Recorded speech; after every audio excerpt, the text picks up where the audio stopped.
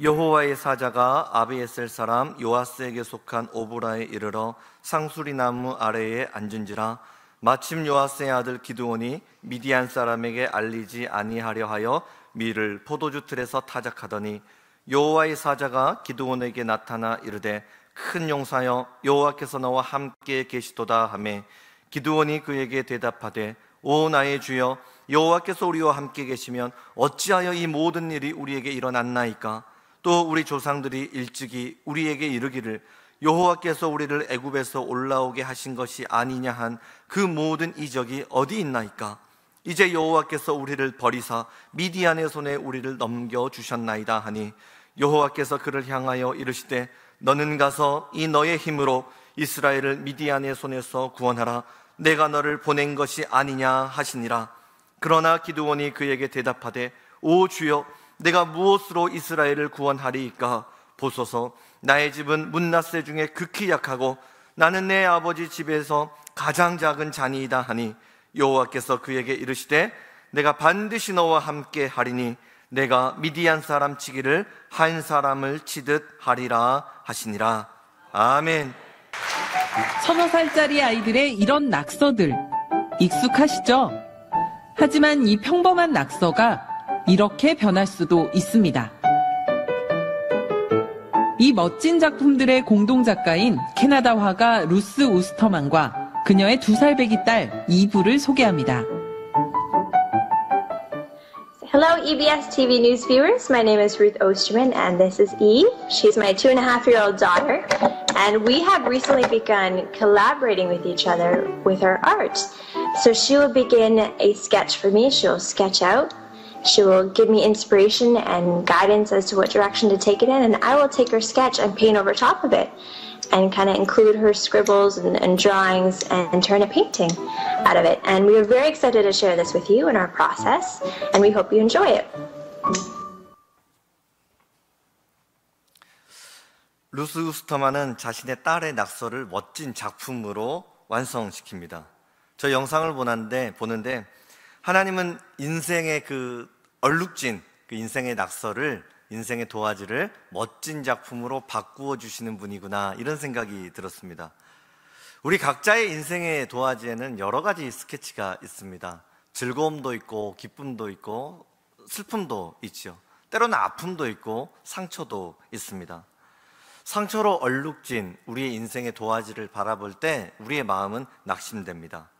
그러나 엄마가 아이의 손을 잡고 같이 그림을 그리기 시작하면 낙서는 멋진 작품이 됩니다. 우리 인생의 어려운 인생의 도화지 하나님이 붙들어 주시면 성령의 작품이 되는 것입니다. 하나님은 우리의 인생의 도화지를 멋진 작품으로 승화시켜 주십니다.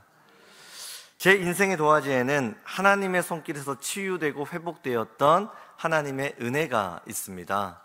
모태신앙으로 쭉 성장해 왔지만 하나님을 의심하고 교회를 떠났던 시간, 그러나 다시 한번 하나님이 만나주시고 이 자리에 세워주시기까지 하나님의 그 은혜가 있는데 그 은혜를 이 시간 나누고자 합니다.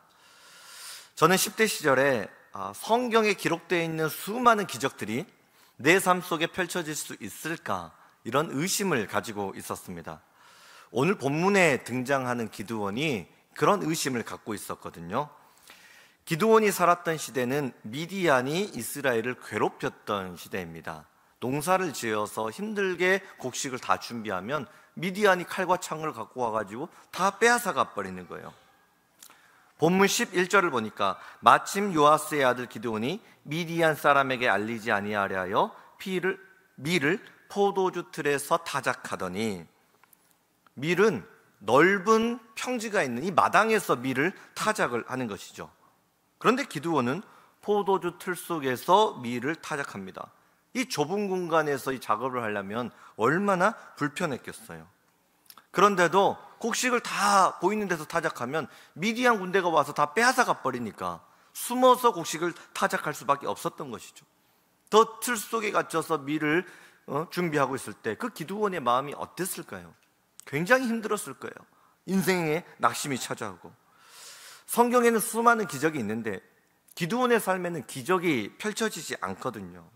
하나님을 믿는데 왜 나는 이렇게 힘들게 살아야 될까? 기드온의 인생에 도와지는 하나님에 대한 상처로 얼룩지기 시작합니다.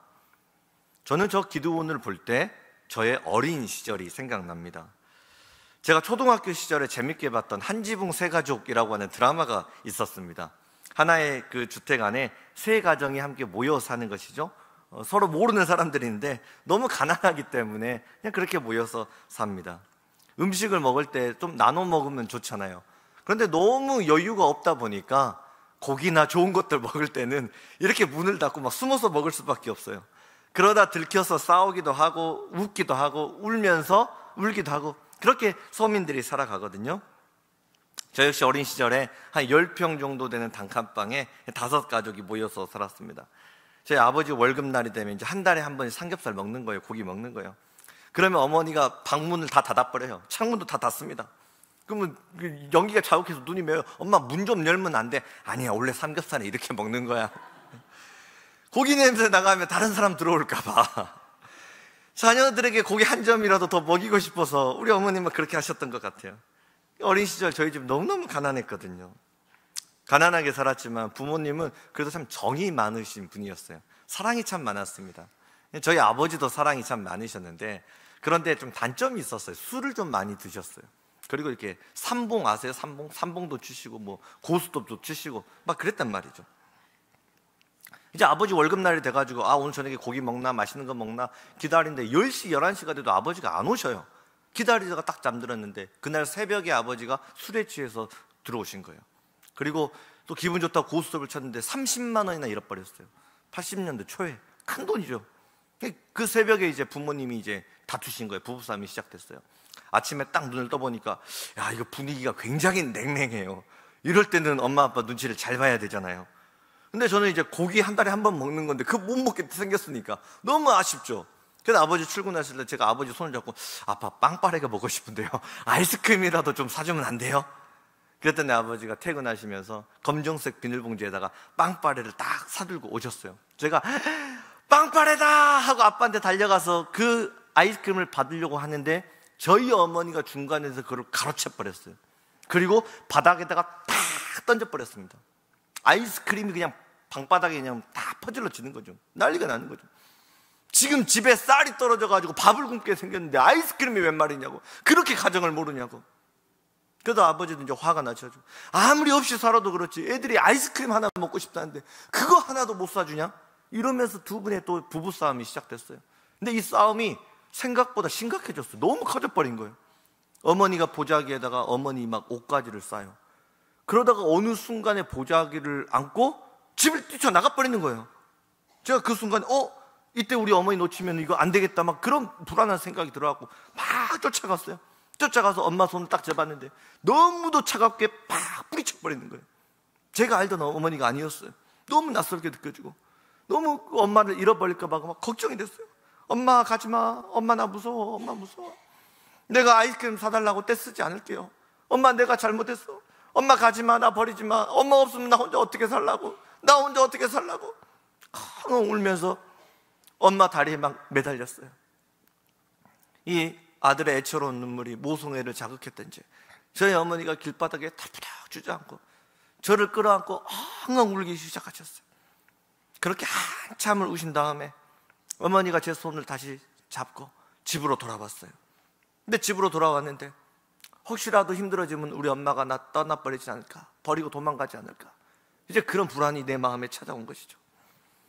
저는 주일학교를 다니면서 성경에 수많은 기적이 있다는 사실을 정말 많이 들었어요. 홍해바다도 갈라지고 사막에서 물도 나오고 하나님이 죽은 사람도 다 일으켜 세우셨어요. 근데 성경에 그렇게 기적이 나오면 뭐합니까? 제 삶에는 기적이 없는데 너무나 지독한 가난, 우리 부모님들의 다툼, 저는 버려질지도 모른다, 이런 불안감 속에서 제가 살고 있었거든요. 하나님이 저한테는 아무 관심이 없는 것처럼 느껴진 거죠. 그렇게 제 인생의 도화지에는 하나님에 대한 서운함으로 물들기 시작했습니다. 아마 이런 감정을 기드온이 느끼지 않았을까 생각이 돼요. 기드온의 마음에 하나님에 대한 서운함이 있을 때 여호와의 사자가 나타나서 이렇게 이야기합니다. 본문 12절, 큰 용사여 여호와께서 너와 함께 계시도다. 우리 주님은 포도주 틀에서 밀을 타작하고 있는 그 기드온을 향해서 큰 용사여 이렇게 이야기를 합니다. 참 이상한 말씀이죠. 용사는 전쟁에서 칼을 들고 있는 사람이에요. 방패를 들고 싸우는 사람, 이런 사람을 용사라고 하잖아요. 그런데 저 사진을 보세요. 기드온은 밀을 타작하고 있단 말이에요. 용사가 아니라 농부에 가까운 모습입니다. 그런데도 하나님은 너는 큰 용사다. 너무 이상한 말씀 아니에요? 성경을 볼 때 한 가지 중요한 원리가 있어요. 하나님의 말씀은 그대로 이루어진다는 사실입니다. 하나님은 말씀으로 세상을 창조하셨어요. 빛이 있으라. 그러니 빛이 생겨났습니다. 하나님은 빛이 있는 시간을 낮이라 하셨고 빛이 없는 어둠을 밤이라고 말씀하셨어요. 하나님 말씀 그대로 2024년을 사는 지금도 빛이 있는 시간을 낮이라 하고 빛이 없는 어둠을 밤이라 합니다. 하나님 말씀대로 이루어졌고 그 하나님의 말씀 안에서 우리가 지금 살아가고 있다는 거예요. 하나님 말씀하시면 모든 만물은 그대로 이루어집니다. 지금 기드온 농부에 가까운 모습이죠. 힘도 없고 능력도 없고 숨어 사는 겁쟁이처럼 보여요. 그러나 기드온의 모습과 상관없이 하나님은 너는 큰 용사다 말씀하셨어요. 이 하나님의 선포는 마치 천지가 창조되는 것과도 동일한 그런 역사입니다. 기드온을 둘러싼 상황이 아무리 힘들다 하더라도 하나님이 큰 용사라고 말씀해 주시면 기드온은 큰 용사가 되는 거예요. 우리의 인생도 마찬가지입니다. 나를 향한 하나님의 말씀이 무엇인가, 여기에 우리의 모든 관심과 생각을 집중해야 됩니다. 하나님 말씀하시면 그대로 이루어지기 때문에 그래요. 지금은 내 인생이, 내 삶이 초라해 보일 수 있어요. 그러나 하나님은 이 시간에 너는 큰 용사다 말씀해 주십니다. 큰 용사다. 이 말씀이 내 인생의 정체성입니다. 이 말씀이 우리 자녀들의 내일이 되는 거예요. 이 능력의 말씀이 우리 가문의 미래가 되어지는 것입니다. 이것을 믿는 것이 믿음이에요. 그런데 이 하나님의 약속의 말씀을 있는 그대로 받아들이는 것, 이게 얼마나 어려운 일인지 모릅니다. 기드온은 하나님의 말씀을 들었지만 여전히 상처에 갇혀 있어요. 13절에 이렇게 이야기합니다. 여호와께서 우리와 함께 계시면 어찌하여 이 모든 일이 우리에게 일어났나이까? 하나님 나와 함께 하신다는데 왜 저는 고통을 받아야 되죠? 왜 저희 집이 이렇게 힘들게 살아야 되죠? 하나님 정말로 저 지켜주는 분 맞습니까? 기드온은 하나님께 버림받았다는 상처를 갖고 있습니다. 이런 기드온의 아픔이 저의 아픔이기도 했습니다. 저희 어머니가 집에서 부업을 하셨거든요. 부업을, 봉투 붙이는 거, 인형 눈알 다는 거, 또 도라지를 잘 다듬어서 공장에다 납품하는 이런 부업들을 했어요. 저기 봉투 한 장 붙이면 1원 받습니다. 1원. 1000장을 붙여야 1000원을 받거든요. 그래서 학교 끝나면 집에 와가지고 같이 저 봉투를 막 붙였어요. 봉투를 붙이고 그렇게 부업해서 생활비도 모으고, 또 그 당시에 저희 교회에서 이렇게 교회 증축을 했습니다. 그러면 그거 모아가지고 하나님께 헌금을 하려고 열심히 부업을 했어요. 근데 어느 날 집에 있는데 밖에서 저희 어머니가 막 연이라 큰일 났다, 어떡하냐 큰일 났다 다급하게 막 오는 거예요. 저 부업한 월급을 모아가지고 하나님한테 그 성전 봉헌하려고 교회 걸어가고 있다가 오토바이 소매치기 당해버린 거예요. 엄마 조심하지 그랬어. 어쩌다 그랬어. 그러니까 같이 가자니까 왜 혼자 가가지고 그렇게 어려운 일을 당해요. 엄마 경찰에 신고는 했어 안 했어? 안 했어. 어머니가 막 손이 막 덜덜덜 떨어가지고 막 다리에 힘이 없어요. 제가 112에 신고했어요. 경찰 아저씨 큰일 났어요. 오토바이 소매치기 당해버렸습니다. 그게 어떤 돈인데, 얼마나 힘들게 모은 돈인데 꼭 찾아주세요. 너무나 소중한 돈이에요. 제발 부탁드려요. 좀 도와주세요. 경찰에 신고했는데도 뭐 기다리라는 말만 할 뿐 뭐 방법이 없어요. 한 3일 정도 지나니까 경찰서에서 연락이 왔어요. 지갑 찾았다는 거, 가방을 찾았다는 거. 오 하나님 제발 그 돈 좀 지켜주세요. 불이 나게 파출소에 뛰어가 봤더니 빈 가방만 있어요. 돈이 없어요. 찾을 수 있는 방법이 없다는 거예요. 어머니가 그 빈 가방을 들고 막 서럽게 엉엉 우시는 거예요. 근데 그 모습을 보는데 막 제 가슴이 막 찢어지는 것 같아요. 하나님 어떻게 이런 일이 일어납니까? 이게 봉투 붙이고 인형 눈알 달고 미역줄기 다듬고 도라지 다듬고 그렇게 해서 힘들게 모은 돈인데 아이스크림 한 번도 안 사 먹고 외식도 한 번 안 해보고 그렇게 힘들게 모은 돈인데 어떻게 이걸 도둑맞는데 하나님 그냥 놔둬버립니까? 우리 하나님은 가난한 사람의 돈을 받지도 않습니까? 돈이 없으면 거주헌금도 못합니까? 저는 이 일을 이해할 수 없고 저는 하나님 이 일을 받아들일 수 없습니다. 제가 모태신앙이라서 우리 하나님 존재 자체에 대한 믿음이 흔들리는 것은 아니었어요. 그런데 어쩌면 하나님의 능력을 믿기 때문에 여전히 고통 속에 방치되어 있는 저의 가정이 이해가 되지 않았던 것이죠. 이 고통의 문제가 하나님의 사랑의 성품과 연결되자마자 이 신앙의 균형이 완전히 깨져버렸던 거예요. 그게 얼마나 저에게 쓴뿌리가 되었든지 제가 한 가지 결심을 했어요. 지금 생각하면 참 어린 나이지만 그때는 20살이 되면 완전히 성인이다 뭐 이런 생각을 제가 한 것 같아요. 이제는 내가 판단한다. 그리고 내가 결단한다. 그러고 나서 내린 결론이 참 어리석게도 교회를 안 나가는 결론을 내려버린 거예요. 그래서 아르바이트를 하고 돈을 모으고 월급날이 되면 세상 형들을 만나가지고 막 술을 먹고 막 놉니다. 밤새 노는데 야, 세상이 달라 보여요. 저는 교회에서 예배만 드렸지 그런 세상이 있는지도 몰랐어요. 불금이 뭔지를 그날 배웠습니다. 그날 밤새도록 놀고 술 먹고 그렇게 막 놀아요. 막 얼마나 재미가 있든지 새벽까지 놀아버려요. 새벽 5시 되면 첫 차가 오잖아요. 그러면 그 첫 차를 버스를 타고 집으로 오는데 그 새벽 시간만 되면 얼마나 가슴이 막 공허했는지 몰라요. 그리고 막 죄의식이 막 찾아옵니다. 하나님을 생각하면 막 죄의식이 막 찾아와가지고 너무너무 불안해요. 그러면 다시 교회 가면 되잖아요. 그런데 어리석게도 어떤 선택을 하면 술을 더 먹어버렸어요. 그 불안함 지워보려고 현실 도피하고 신앙 도피를 하는 거죠. 한 번은 술을 엄청 마시고 한 오후 2시까지 자고 있었어요. 어머니가 오전에 이제 일 마치고 딱 들어왔는데 아들이 그 술 먹고 오후 2시까지 자고 있어요. 얼마나 한심해 보입니까? 저를 깨워요. 깨우면서 하시는 말씀이 현일아, 그래도 우리 아들이 다시 하나님께 돌아올 거를 엄마는 믿고 있다. 콩나물 해장국 끓여놨다. 먹어라. 근데 제가 그 어머니 면전에 대고 뭐라고 했냐면 엄마 신앙 강요하는 거 아니야. 나 교회 안 나간다니까. 더 이상 하나님을 강요하지 마. 제가 어머니 마음에 또 대못을 박는 말을 했죠. 제 영혼이 그렇게 그 하나님께 버림받았다는 그 상처에 완전히 제가 갇혀버립니다. 이런 상처를 하나님이 어떻게 회복시켜 주셨을까요? 하나님은 상처로 넘어진 기드온에게 찾아가서 본문 14절을 통해 이렇게 말씀하십니다. 너는 가서 이 너의 힘으로 이스라엘을 미디안의 손에서 구원하라. 내가 너를 보낸 것이 아니냐. 여기에서 너의 힘은 이 문맥상 하나님이 부어주시는 힘이라고 하는 뜻이에요. 기드온은 포도주 틀 속에 숨어서 자기 힘으로 인생을 살았던 사람입니다. 내 힘을 의지할 때는 실패할 수밖에 없다는 거예요. 미디안을 이길 수도 없고 신앙을 지킬 수도 없어요. 인생의 꿈도 꿀 수 없고 도망자, 실패자가 되어서 살아간다는 겁니다. 그러나 이제부터는 하나님이 부어주시는 힘이 기드온의 능력이 된다는 말씀이에요. 내 힘이 아니라 하나님 능력 의지하고 살아가라는 말씀이에요. 하나님의 능력으로 미디안을 이길 수 있습니다. 하나님이 새 힘을 주시면 상처가 회복되고 신앙이 회복되고 인생이 새로워집니다. 하나님이 부어주시는 능력으로 큰 용사로 일어날 수 있습니다. 제가 21살에 군대를 갔고요. 군대에서 하나님이 부어주신 새 능력을 제가 받기 시작합니다.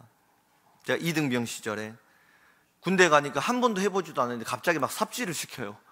그리고 저런 데다가 막 흙을 담아가지고 막 옮기는 이 일들을 한 3주 정도 하니까 막 땀이 막 비오도 쏟아지고 너무너무 힘들어요. 그런데 이등병인데 막 누구한테 말할 사람도 없잖아요. 땀이 비오도 오고 막 시원한 아이스 커피 한 잔 먹고 싶은데 뭐 말할 사람이 없으니까 인간이 간사하니까요. 부탁할 곳이 없으니까 그때서 하나님 생각나더라고요. 제가 속으로 하나님 저 너무 힘들어요. 시원한 아이스 커피 한 잔 좀 먹고 싶은데 이거 좀 어떻게 안 됩니까? 그런 기도를 막 하는 거예요. 근데 군대 가면 군전병이라고 있어요. 군전병이 한 40분 정도 지나자 노란색 주전자에다가 커피 믹스 얼음까지 동동 띄워가지고 그걸 들고 온 거예요. 그리고 저는 기도도 안 했는데 저 초코파이를 갖고 와요. 초코파이를 말하지 않아도 알아요. 정 이 정을 막 봤는데 너무너무 감사하는 거예요. 와, 우리 하나님은 이런 기도도 들어주시는 거구나. 인간에게 커피까지 갖다 주신다고? 초코파이까지 갖다 주신다고? 세상에 이런 신이 있다고? 그분이 내가 알던 하나님이었구나. 그분이 능력의 하나님이었구나. 이것이 계기가 되어서 사소한 문제들도 제가 하나님께 앞에 엎드려 기도하기 시작합니다. 그렇게 막 기도의 습관이 생기기 시작하니까 막 예배에 대한 막 갈급함이 일어나는 거예요. 일주일 동안 삽질하고 힘들다가 그 예배 가서 찬양하면 너는 내 아들이라 이 말하면 눈물이 막 펑펑펑펑 쏟아져요. 그래요. 나는 하나님의 아들이었지. 하나님이 나를 이렇게 막 사랑해 주셨지. 찬양의 가사말 한마디 한마디가 막 영혼이 막 심겨지는데, 그러면서 막 예배의 불이 막 타오르기 시작하는 거예요. 예배가 회복되니까 군대 생활이 그렇게 재밌을 수가 없어요. 군 생활이 달라져 버렸어요. 누가 시키지도 않는데 삽질 한 번 할까 좋은 데 달려가서 2번 해버립니다. 3번 해버리고. 너는 왜 그렇게 열심히 하냐? 나는 좋아, 나는 좋아. 저는 좋습니다, 좋습니다. 그렇게 막 인생에 막 활기가 나타나는 거예요. 기도가 회복되고 예배의 불이 떨어지고, 그러니 막 인생이 막 살맛났이 되는 거죠. 그렇게 막 은혜를 받는데 아직 해결되지 않는 문제가 하나가 있었어요. 제가 은혜를 받으면 받을수록 죄의식이 더 커져 버렸어요. 죄의식이. 군대하고 제대하고 나왔고 술을 한번 끊어보고 싶은데 이게 안 끊어집니다. 이 세상의 즐거움, 자유를 한번 맛봐버리니까 절제하는 게 너무너무 버거운 거예요. 거룩으로 좀 삶을 연단하고 싶은데 그런 훈련들이 안 돼 있다 보니까 너무 괴롭더라고요. 애써봐도 또 넘어지고 작심삼일 또 넘어지고 막 머리가 복잡하니까 에라 모르겠다.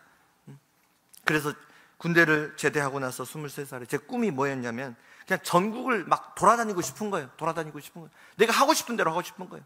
포토트럭 하나 사가지고 야채 실어가지고 전국을 한번 돌아다녀 보겠다. 하루는 광주 가고 하루는 부산 가고 또 인천도 가보고 내가 전국을 이렇게 떠돌아다니면서 살겠다. 군대 후임 중에 야채 이렇게 농사 짓는 데가 있어가지고 저 물건도 어디서 싸게 받을 수 있는지 다 거래처까지 알아놨어요. 근데 물건 받을 곳을 찾아놨는데 트럭이 있어야 장사를 할 거 아니에요. 돈이 하나도 없는데. 근데 그런 상황 속에서 제가 제 아내를 만나서 연애를 시작했죠. 아내가 이제 직장 생활을 저보다 빨리 했으니까 혹시 돈 모아놓은 게 있지 않을까? 그런 생각이 드는 거예요. 그래서 조금 이제 관계가 깊어진 다음에 제가 때를 봐가지고 자기야, 한 돈 있으면 한 1,000만 원만 현찰로 좀 어떻게 안 될까? 내가 포토트럭 하나 사가지고 이거 야채 팔면은 내가 금방 돈 벌 수 있다, 갚을 수 있다. 같이 전국을 한번 돌아다녀보자. 막 이렇게 이야기하는 거예요. 아내가 얼마나 한심하게 쳐다봤는지 몰라요. 이 젊은 청년이 뭐 꿈도 없고 비전도 없고 뭐 인생을 한번 어떻게 살아보게 돼, 그런 설계도 안 하고 뭐 여자한테 돈이나 빌리려고 하니까 뭐 얼마나 답답해 보였겠어요. 근데도 저 좋아하는 마음이 있으니까 헤어지지는 못해요. 헤어지지도 못해. 그래서 이제 한 번은 딱 데이트를 하는데 광주에 새순교회라고 있는데 거기에서 빛고울 찬양 축제를 한대요. 거기를 한번 가자는 거예요. 근데 저는 별로 가고 싶지 않았는데 그거 좀 따라가서 어떻게 좀 돈 좀 꿔볼까 이 생각으로 따라간 거예요. 점수 달라고. 근데 그때 이제 설교 말씀이 뭐였냐면 베드로가 예수님 모른다고 부인하는 장면이었어요. 나는 예수님을 모릅니다. 내가 그 사람을 알았다면 내 인생이 저주를 받아도 됩니다. 나는 그 사람 모릅니다. 막 신랄하게 예수님을 막 비판하고 저주를 하는데 예수님이 딱 걸어가시다가 그 장면을 딱 보는데 나는 예수를 모릅니다 할 때 베드로하고 예수님의 눈빛이 딱 마주쳐 버리는 거예요. 근데 우리 예수님의 눈빛이 너무너무 따뜻한 눈빛이었거든요. 베드로, 괜찮아. 무서워서 그러는 거잖아. 괜찮아. 너는 나를 모른다고 부인하지만 나는 너를 기억하고 있어. 나는 너를 떠나버리지 않을 거야. 그 따뜻한 눈빛으로 베드로를 바라본다는 그 말씀이 제 마음에 막 꽂혀버린 거예요.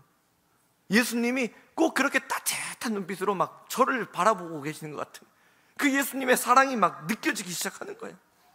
근데 그 예수님의 사랑이 느껴지니까 막 얼마나 막 눈물이 나는지 제가 막 오열을 하면서 막 울었거든요.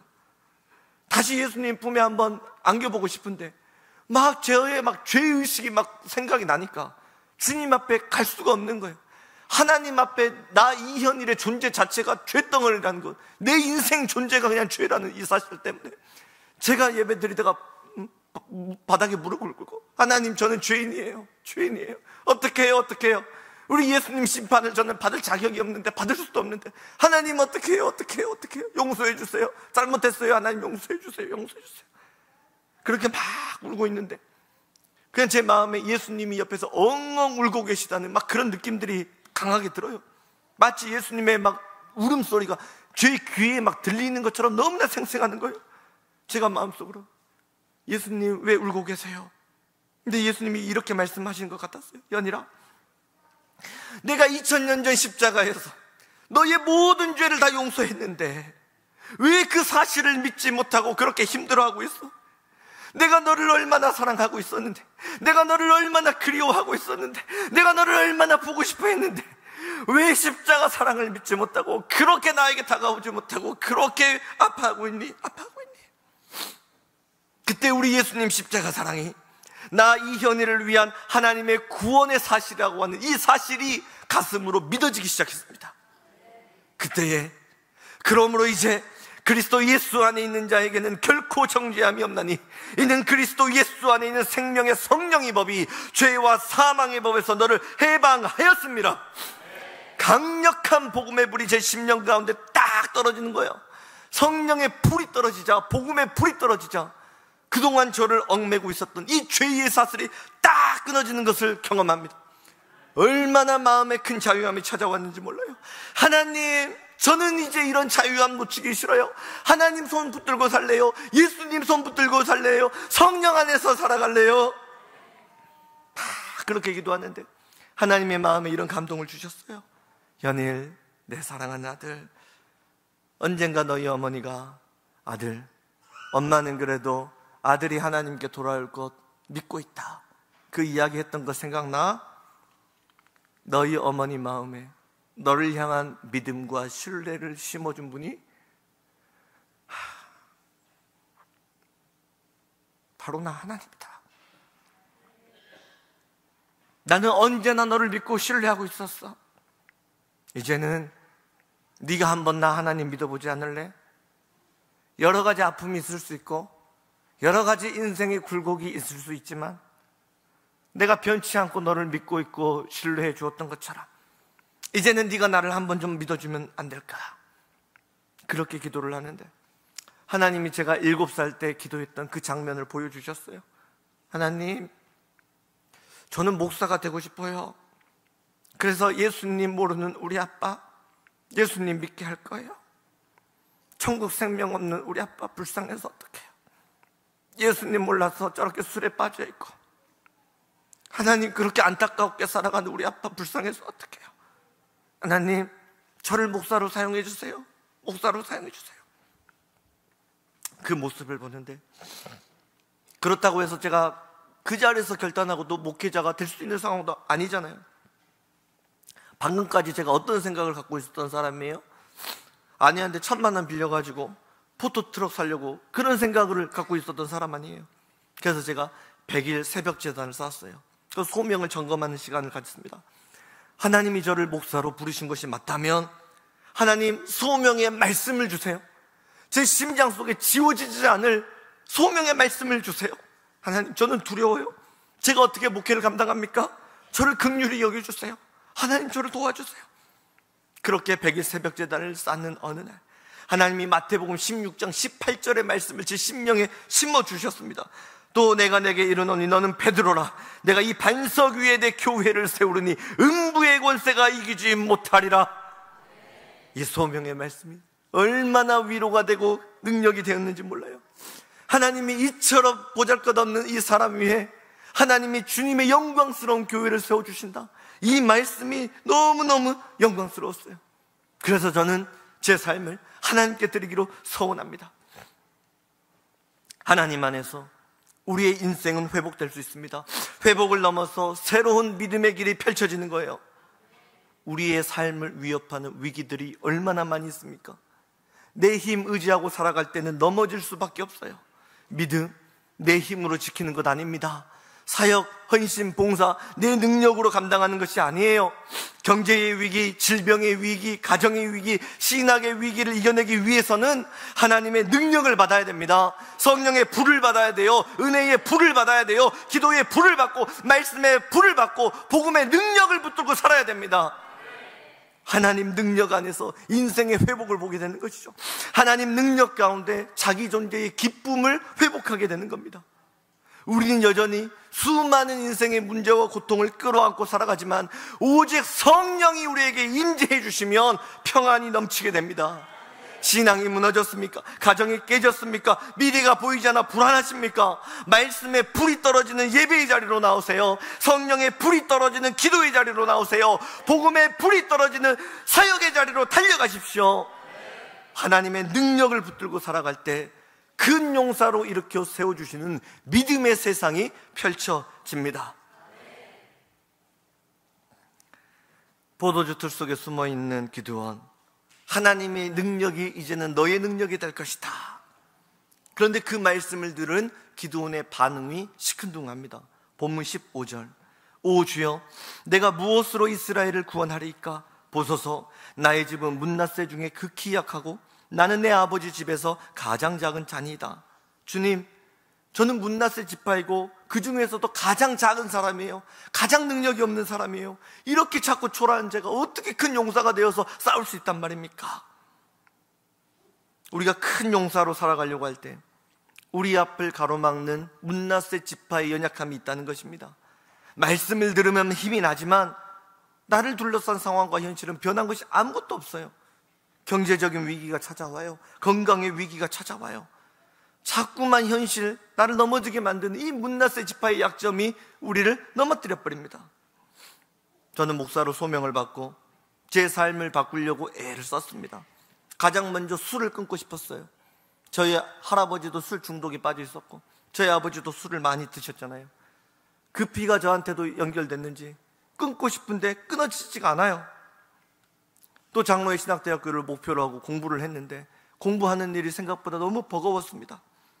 하나님은 저를 목사로 부르셨다고 하지만 제가 제 자신을 보면 영적으로 준비가 안 돼 있어요. 또 지식적으로, 지적으로도 준비가 되어 있지 않아요. 그만 포기할까 이런 생각을 하는데 하나님이 이런 깨달음을 주셨어요. 구원의 역사를 이루시는 분은 하나님이시다. 구원의 역사를 이루는 분은 하나님이시다. 하나님께서 구원의 역사를 이루려고 하실 때 하나님에게 부족한 것이 뭐가 있겠습니까? 모든 만물이 하나님의 것인데 하나님이 능력이 없어서 저한테 능력을 가져와라 이런 말씀하지 않거든요. 하나님이 어떤 싸울 능력이 부족해서 어떤 저한테 전략을 요구하거나 그러지 않는다는 거예요. 하나님이 원하시는 것은 무엇입니까? 하나님의 말씀에 아멘으로 반응하는 믿음이에요. 그 믿음을 통해서 하나님은 구원의 역사를 일으키십니다. 믿음이라고 하는 게 무엇입니까?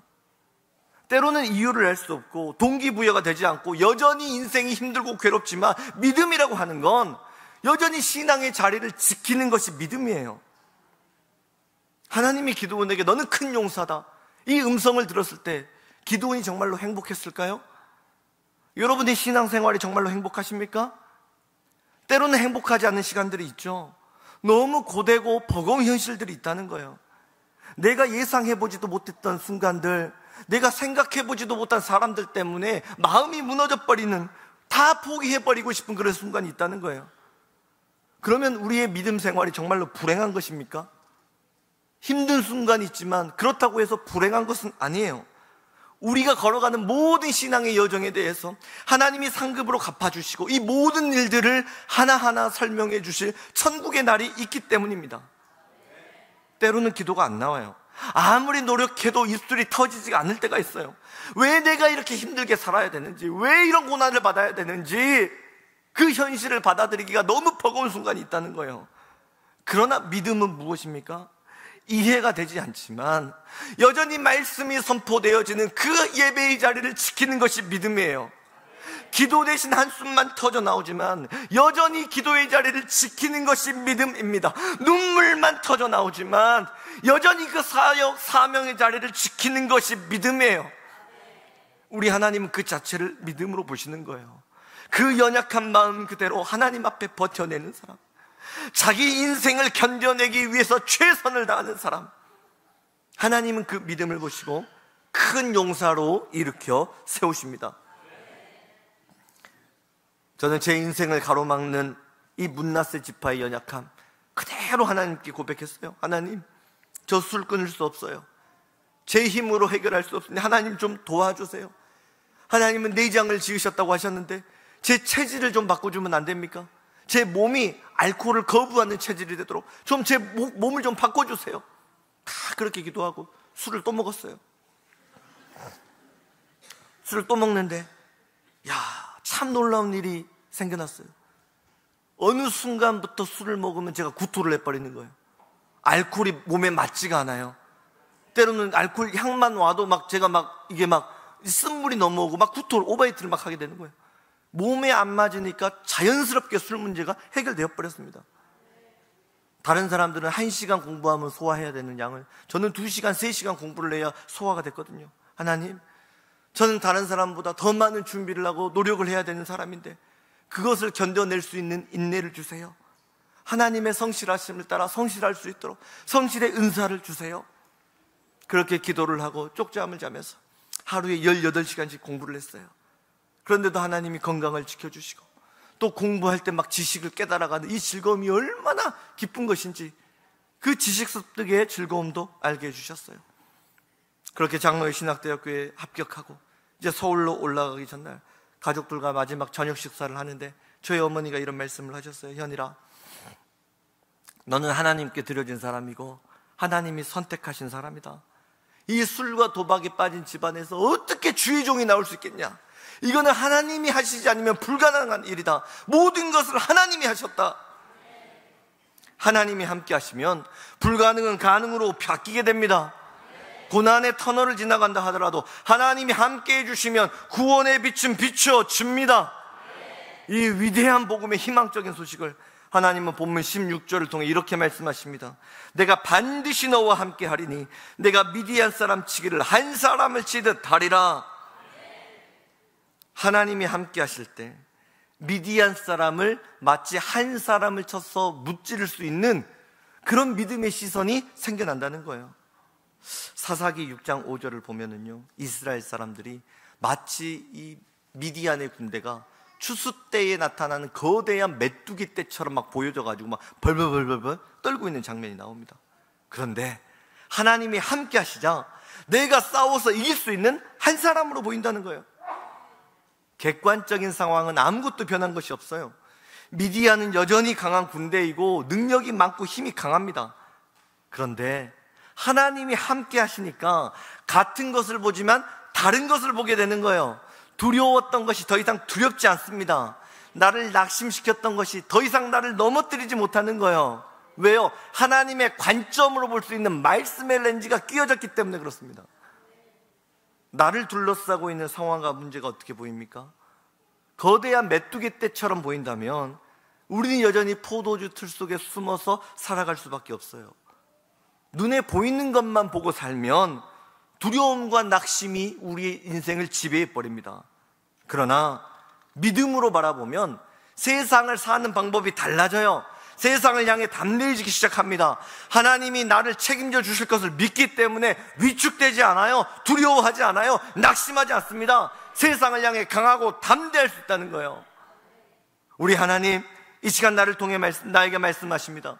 너는 큰 용사다.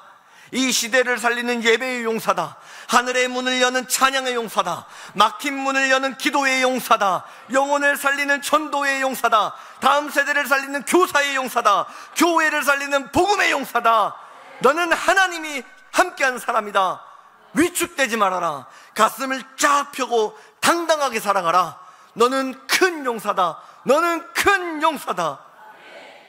지금 들려주시는 이 하나님의 말씀 안에서 여러분의 미래를 보십시오.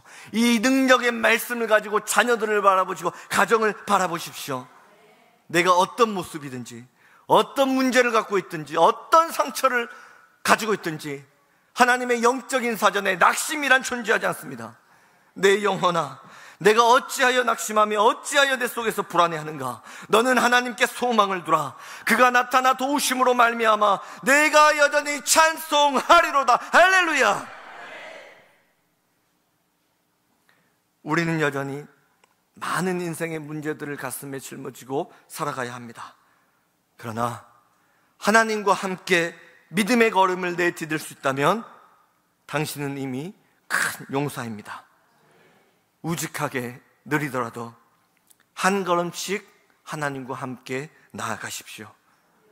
절망에서 소망으로 인도해 주시는 하나님의 사랑이 세상 끝날까지 우리와 함께 하십니다. 기도하겠습니다. 하나님, 우리를 큰 용사로 일으켜 세우시기 위해 독생자 예수님을 내어주신 하나님 앞에 우리 자신을 올려드립니다. 주님, 위기 속에 갇혀 포도주 틀 속에 밀을 타작하고 있는 기도원처럼 위축되어 있는 우리를 긍휼히 여겨주옵소서. 위기의 시대를 걸어가면서 몸과 마음이 위축되어 있는 사람들, 병들어 누워있는 사람들, 무너지는 기업 붙들고 쩔쩔매고 있는 사람들, 하나님, 이 시간에 긍휼의 은혜로 함께하여 주시옵소서. 너는 큰 용사다. 내가 너와 함께하리라. 세상이 너희 손에, 세상이 너의 발 아래 굴복하게 될 것이다. 하나님의 음성 듣고 세임 얻는 이 시간 되게 하여 주시옵소서. 너는 큰 용사라. 우리를 불러주신 하나님 감사합니다. 우리에게 사명을 주시고 그것을 능히 이루어 가실 하나님의 영광을 찬양합니다. 우리 가운데 새 일을 행하실 그 주님께 모든 영광 올려드리며 이 모든 말씀 예수 그리스도 이름으로 감사하고 기도드립니다. 아멘.